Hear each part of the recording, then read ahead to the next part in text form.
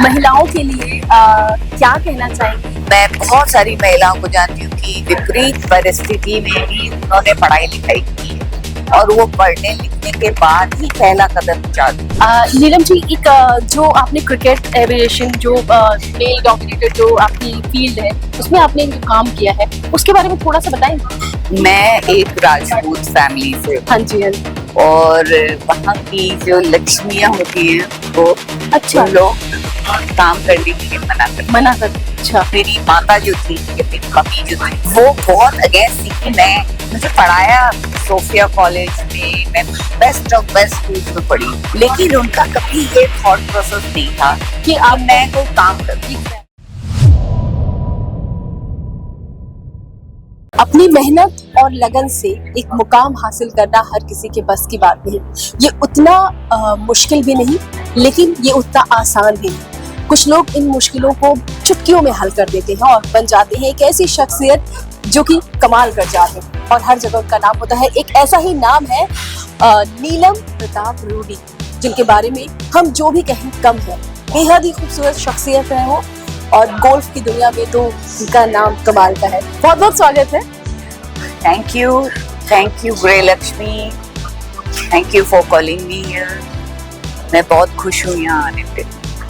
तो नीलम जी, मैं आपसे जानना चाहती हूँ कि गृह लक्ष्मी के लिए आप क्या कहना चाहते हैं? ये नाम ही इतना सुंदर है, गृह लक्ष्मी। जी, यानी कि हम महिलाओं को देवियों के तुल्य रखते हैं और ये तो लाखों सालों से जो भी ग्रह चलते हैं तो वो महिलाओं से ही चलते हैं। बिना महिलाओं के आगे गृहस्थी चल नहीं सकती है और महिलाओं का इतना उत्थान हुआ है पिछले सालों में और मैं शुभकामनाएं करूंगी कि और महिलाएं पार्टिसिपेट करें, आगे आएं और अपने को पूरा फाइनेंशियली, अपने एजुकेशन, फाइनेंस सब तरफ से वो अपने सुदृढ़ हो जाएं।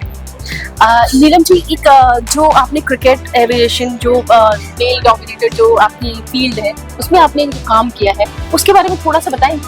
मैं अपनी एक छोटी सी स्टोरी बताऊंगी। जी जी जी, बिल्कुल। कि मैं एक राजपूत फैमिली से, हाँ जी, हाँ जी। और वहाँ की जो लक्ष्मियाँ होती हैं वो अच्छा, लोग काम करने के लिए मना कर। अच्छा, ये कुछ ट्रेडिशनल कुछ बैक होता है, ड्रॉप्स होते हैं या हाँ। फिर कुछ, हाँ। तो ये बिल्कुल ऐसा ही कहानी थी। मेरी माता जो थी, या मेरी मम्मी जो थी, वो बहुत अगेंस्ट थी कि मुझे पढ़ाया सोफिया कॉलेज में, मैं बेस्ट ऑफ बेस्ट स्कूल्स में पढ़ी, लेकिन उनका कभी ये थॉट प्रोसेस नहीं था कि अब मैं कोई काम करूँ। मुझे बस एक शादी करनी है और अच्छे घर में शादी करके उसे बसाना है। तो मेरी ऐसा विचार नहीं था। तो मैंने जब एयर इंडिया ज्वाइन किया तो 6 महीने तक मेरी माता जी की मेरे से बात ही नहीं की। अच्छा, हाँ, पर एक चीज मैं कहूँगी कि मेरे फादर पूरे टाइम मेरा सपोर्ट करते रहे। मेरे फादर बहुत फॉरवर्ड लुकिंग थे और मैं उन्हीं की बदौलत आज जहाँ पहुंची हूँ। तो अगर वो पहले मेरे को सपोर्ट नहीं करते तो मैं यहाँ तक नहीं पहुंचती।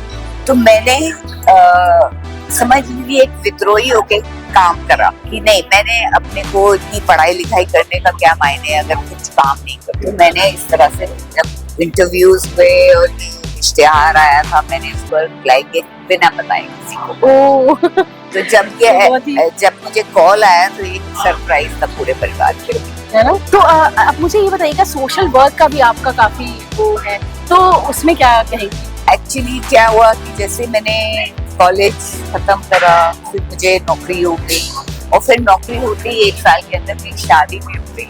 अब नौकरी अपनी मम्मी को खुश भी तो करना था। हाँ, नौकरी तो कर ली, पर अब उनकी इच्छा थी कि मैं शादी। अच्छा, तो हमने शादी कर दी। और जो मेरे पति थे ना, वो पॉलिटिशियन थे, MLA थे। मैंने एक MLA के साथ शादी की। मतलब आपने बिल्कुल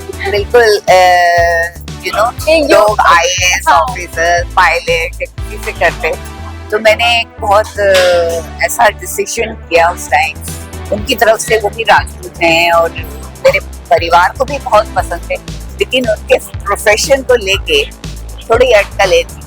अरे वाह। तो मैंने शादी की और जब मैंने देखा कि उनके यहाँ पे पॉलिटिशियन के यहाँ पे तो हमेशा माहौल होता है सोशल वर्क करने का। सोशल का, हाँ, सो वहाँ से मुझे काफी प्रोत्साहन मिला कि मेरे को भी करना है और मैं बहुत पहले से कर रही हूँ। मैं मदर टेरेसा के साथ जुड़ी हुई थी, मैं मदर टेरेसा के साथ था। मैं 2-3 बार उनसे मिली भी हूँ। मेरी में हाँ, शिशु भवन करके होता था उनका, जहाँ पे मैं जाके बच्चों को पढ़ाना, उनको नहलाना, उनको खाना खिलाना और बुक्स पढ़ाना। वहाँ पे उनका जो एक छोटा गार्डन था उसमें हम लोग साग सब्जी सब लगवाते थे। तो ये मेरी एक टीम थी मेरे स्कूल की, जो एक प्रोग्राम था हमारा LTS लीडरशिप ट्रेनिंग सर्विस। तो उसके तहत मैं उसकी कैप्टन थी। तो हम लोगों ने बहुत ही बचपन में ही किया। फिर क्या हुआ कि पढ़ाई लिखाई बोर्डिंग चले गए, फिर एक अलग टाइप का माहौल हो गया। फिर मैं वापस एक अच्छे माहौल में आ गई जिसमें कि एक सोशल वर्क था। तो वो बीज मेरे में था और उस बीज को मैंने आगे पौधा लगाने की कोशिश की। महिलाओं के लिए क्या कहना चाहेंगी? वो महिला जो कुछ करना चाहती है उसके लिए। पहली बात तो महिलाओं को अपनी पढ़ाई लिखाई ठीक करनी पड़ेगी। मैं बहुत सारी महिलाओं को जानती हूँ कि विपरीत परिस्थिति में भी उन्होंने पढ़ाई लिखाई की है और वो पढ़ने लिखने के बाद ही पहला कदम चालू। अगर आप पढ़े लिखे नहीं हो तो आप सक्सेस रेट बहुत कम है, बहुत कम। हाँ, तो पहले तो आप अपने को तैयार करो। ये बहुत कम्पिटिटिव दुनिया है और पहली बात तो ये है। फिर उसको ये सोचना होगा कि अब मुझे फाइनेंशियली अपने को कैसे स्ट्रॉन्ग करना है। तो जैसे 2 चीजें अगर होने लगेंगी तो वो अपने आप से सशक्त फील करेंगी। अच्छा, अब मैं जानना चाहूंगी कि नीलम जो है, नीलम वो क्या कहते हैं कि वो अपना वर्क लाइफ बैलेंस कैसे करती हैं और आपके चेहरे पर जो ये तेज है उसके पीछे का क्या राज है? देखिए क्या है कि सबसे मुश्किल काम महिला, सक्सेसफुल महिला होने के साथ साथ आपको सक्सेसफुल माँ भी बनना पड़ता है।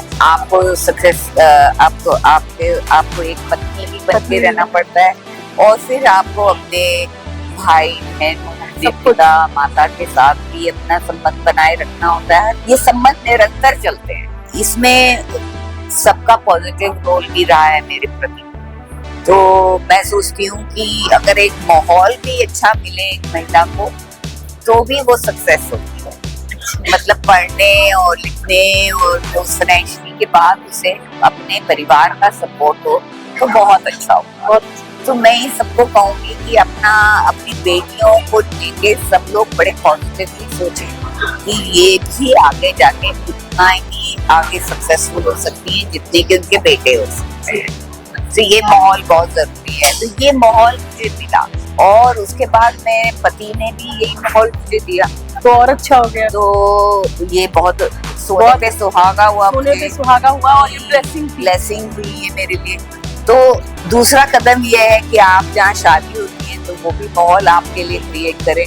तो फिर वो महिला को आप रोक नहीं सकते, फिर आप नहीं रोक सकते। और जो तेज है वो है, जो तेज की आप बात कर रहे हैं, तो क्या है कि मैं बहुत सेटिस्फाइड महिला हूँ। मैंने जैसा चाहा वैसे मेरे साथ जीवन में हुआ। ऊंच नीच होती है, वो तो ठीक है। ऊंच नीच होने के लिए भी आपको प्रिपेयर्ड होना होता है। आप में वो क्वालिटी होनी चाहिए कि अगर कुछ भी हो जाए तो हाथ पैर नहीं फूले। आप सिचुएशन को कैसे हैंडल आप सिचुएशन को हैंडल करें और उसके बाद आपको कुछ ज्यादा नहीं सोचना है, आपको पॉजिटिव सोचना है। हर एक टाइम में everything is good at the end. There is a silver lining to everything that you think कि ये खराब हुआ है, पर आपको बाद में मालूम चलता है कि नहीं ये तो बहुत बढ़िया हुआ था, ये तो बिल्कुल पॉजिटिव हुआ मेरे साथ। हाँ, ऐसा होता है। सो कोई भी डोंट जंप टू कंक्लूजन्स और कंक्लूजन्स में जंप होना। तो कभी भी हर एक सिचुएशन से हताश मत होइए। और मैं छोटी सी और बात बोलूंगी कि आप अपने लाइफ में किसी भी तरह का मेडिटेशन करिए। उससे क्या होता है कि आप इनवर्ट देखते हैं अपने को, और इनवर्ट देखने के लिए आपको कहीं बैठना पड़ेगा। आपको कुछ वक्त आपको अपने साथ बिताना है। फिटनेस के लिए क्या करती है मैम? फिटनेस के लिए मैं तो बहुत बड़ी खिलाड़ी थी। हाँ। मैंने क्रिकेट खेला है अपनी लाइफ में। मैं जब हाई जंप, लो जंप, मतलब इतने ये सब तो आपने करा है, सारे बट अभी कैसे क्या मैनेज करती अब मैं गोल्फ खेलती हूँ हाँ। और रेगुलर खेलती हूँ Regular। और उसमें एटलीस्ट मैं 10 से 12 किलोमीटर रोज वॉक कर लेती हूँ और प्लस मैं प्योर वेजिटेरियन हूँ प्योर वेजिटेरियन? और वीगन भी हूँ। अरे वाह, ये अच्छी हाँ, बात है। सो मेरा खाना पीना बहुत बहुत ही लाइट रहता है और मेरी एक्सरसाइज वॉकिंग से ही हो जाती है। हाँ। सो बहुत ही ज्यादा, मतलब ये जो स्टोरी है काफी इंस्पायरिंग है, और जिस तरीके से मैंने अभी आप पहले ओज और तेज की बात की वो भी बहुत ही कमाल का है आपका। आपने बताया कि इसके पीछे क्या रीजन है, तो यकीनन जो हमारी महिलाएं हैं वो इससे बहुत सारे इंस्पिरेशन देखती हैं। तो चाहूंगी सो बहुत बहुत आपका धन्यवाद। आपको बहुत बहुत बधाई आयोजन करने के लिए। Thank you. सो जिस तरह से नीलम जी ने बताया कि उनका क्या रूटीन होता है और वो कैसे ये ओज और ये तेज उनके चेहरे पर छलकता है, तो उनकी जो ये बातें हैं वो बहुत ही कारगर है। इन बातों को बहुत ही ध्यान से सुनिएगा और इस वीडियो को जो है वो लाइक कीजिएगा, शेयर कीजिएगा और हमारे चैनल गृहलक्ष्मी को सब्सक्राइब जरूर कीजिए।